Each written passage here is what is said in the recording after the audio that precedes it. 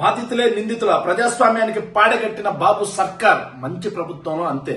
ఎందుకంటే మంచి ప్రభుత్వంలో పోలీసులు, మంచి ప్రభుత్వంలో తెలుగుదేశం పార్టీ గూండాలు సామాన్యుల మీద, వైఎస్ఆర్ కాంగ్రెస్ పార్టీ వాళ్ళ మీద దాడి చేస్తారు. తిరిగి ఆ బాధితుల్ని నిందితులుగా చేరుస్తా ఉంటారు. ఎంతటి దుర్మార్గం ఇది.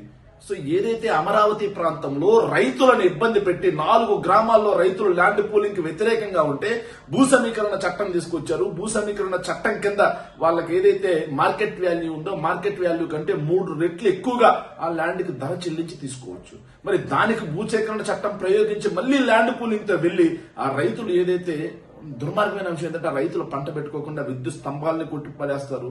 వాళ్ళకి ఏదైతే ఉందో కాలువలు తవ్వేస్తారు వాళ్ళ పొలాల్లోకి వెళ్లకుండా. ఆఖరికి జనరేటర్లు కూడా ఎత్తుకుపోతారు. ఇలా మమ్మల్ని గగ్గోలు పెడుతున్నారు, మమ్మల్ని ఇబ్బంది పెడుతున్నారు, మమ్మల్ని దమనకాండ కొనసాగిస్తున్నారు.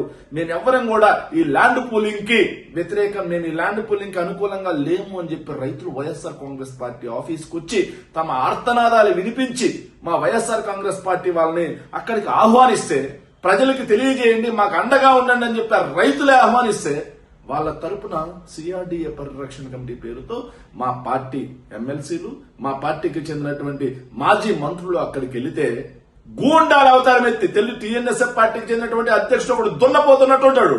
వాడి రాయితో నేరుగా పోలీసులు కొడతాడు. పోలీసు అపస్మారక స్థితికి వెళ్తాడు.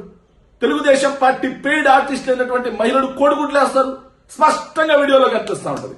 సభ్య సమాజం మొత్తం చూసుంటది. కానీ సిగ్గు లేకుండా, సిగ్గు విడిచి మరి ఈ పోలీసులు, ఈ ప్రభుత్వం తిరిగి వైఎస్ఆర్ కాంగ్రెస్ పార్టీ వాళ్ళ మీద కేసులు పెడతారు. అసలు